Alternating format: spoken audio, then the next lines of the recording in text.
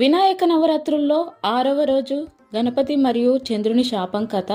పూజా విధానం: ఉదయం లేచి స్నానం చేసి గణపతిని పసుపు కుంకుమలతో అలంకరించాలి. 21 ఆకులు, బిల్వ, దుర్వి మరేమైనా పవిత్ర ఆకులు సమర్పించాలి. నైవేద్యంగా చింతపండు పులిహోర లేదా బెల్లం ఉండలు సమర్పించాలి. ఓం సుముఖాయ నమః అని 21 సార్లు జపించాలి. వినాయక చవితి రోజు చంద్రుడిని ఎందుకు చూడకూడదో ఈ రోజు కథలో తెలుస్తుంది. ఈ రోజున చంద్రునికి నమస్కరించి గణపతిని ఆరాధిస్తే దోషాలు తొలగిపోతాయి. గణపతి మరియు చంద్రుని శాపం కథ. ఒకసారి వినాయకుడిని భక్తుడు ఎంతో భక్తిగా పూజించాడు.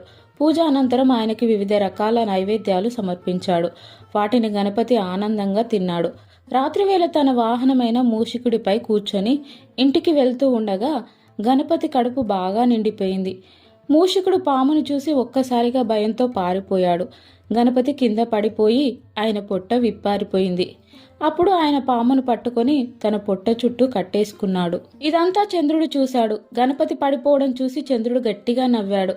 ఆ నవ్వు వినగానే గణపతి కోపంతో చంద్రునికి శాపం ఇచ్చాడు. నువ్వు అహంకారంతో నన్ను ఎగతాళి చేసి నవ్వావు. ఇకపై నిన్ను చూసిన వారందరికీ అపవాద కలుగుతుంది. నీవు పాపాత్ముడవు అని శపించాడు. చంద్రుడు వణికిపోయి శివపార్వతులను ఆశ్రయించాడు. అప్పుడు వారు గణపతిని శాంతించమని కోరి శాపాన్ని తొలగించమన్నారు.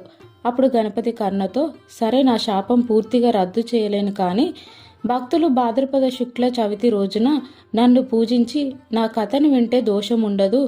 అయితే ఆ రోజు నిన్ను ఎవరూ చూడకూడదు. చూస్తే అబద్ధపు నిందలకు గురి అవుతారు అని చెప్తాడు. అందుకే వినాయక చవితి రోజున చంద్రుడిని చూడకూడదు అనే నియమం ఉంది. ఫలప్రాప్తి: ఈ కథ వినడం వల్ల అబద్ధపు అపవాదులు తొలగిపోతాయి, భక్తి సత్యం బలపడతాయి, దోష నివారణ జరుగుతుంది. Please like, share, subscribe.